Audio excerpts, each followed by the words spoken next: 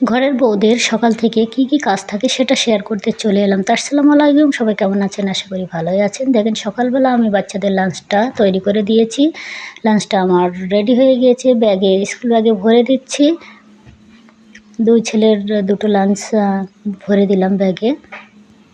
আর এইদিকে ছেলে দুটোর খেতে দিয়েছি, রুটি আর আলু ভাজা করেছিলাম, ওরা খাচ্ছে।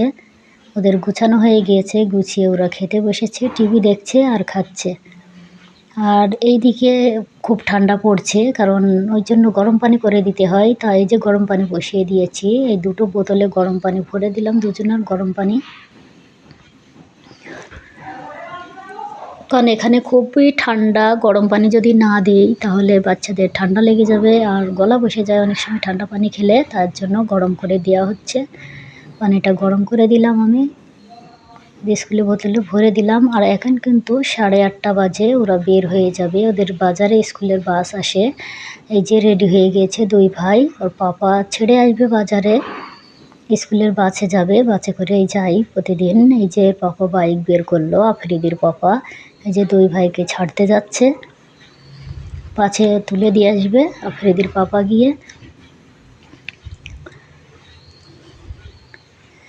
তাই যে চলে যাচ্ছে এবার। আর এইদিকে ঘরের কাজ তো কিছুই হয়নি, দেখেন কম্বল। আর হিমাচল প্রদেশে কিন্তু খুবই ঠান্ডা, 2-3টে করে কম্বল ব্যবহার করতে হয়। ঘরগুলো এলোমেলো হয়ে আছে, আমি ঘরগুলো এবার গুছিয়ে নেব। দেখেন সব ঘরে কিন্তু বেডের উপরে কম্বল আছে। তা ঘরগুলো আমি এবার ঝাড়ু লাগিয়ে নেব, গুছিয়ে নেব। আর এদিকে আফ্রিদির পাপা চান করে কোম্পানিতে যাবে বলে তাই পানি গরম বসিয়ে দিয়েছি, কারণ এখানে গরম পানি ইউজ করি আমরা। আর কিচেনও কিন্তু কোনো কিছু করা হয়নি এখনও, রুটি বানিয়ে ঘরটা এখনও গুছাইনি কিচেনটা।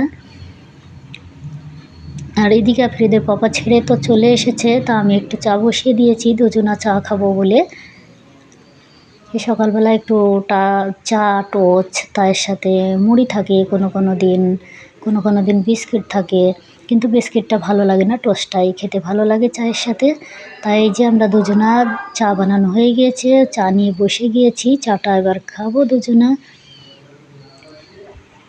তা আমাদের সকাল থেকে দুপুর মানে বিকাল পর্যন্ত আমাদের কাজ তো থেকেই যায়, আমরা কাজ করি। আবার এইদিকে মোবাইলে একটু কাজ করতে হয়, টাইম দিতে হয়।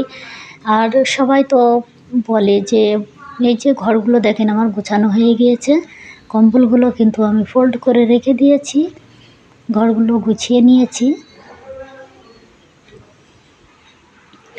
বাচ্চা স্কুলে যাওয়ার পরে তো কাজে লেগে যেতে হয়, তার উপরে টাইম মতো ভিডিও আপলোড দিতে হয়, একটু বন্ধু বান্ধবীদের একটু ভিডিও দেখতে হয়, লাইক কমেন্ট শেয়ার করতে হয়। আর এইদিকে চলে এলাম কিচেনে চলে এসেছি দুপুরের জন্য, কিছু সবজি নিয়েছি দুপুরের জন্য।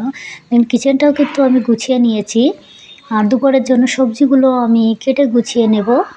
এখানে আমি দেখেন সবজিগুলো আমি নিয়ে নিয়েছি, এখানে মূলো আছে আর একটা বেগুন আছে, এটাকে আমি ভর্তা বানাবো। আর ছিম আছে, ছিম চচ্চড়ি করব, মূলো চচ্চড়ি করব।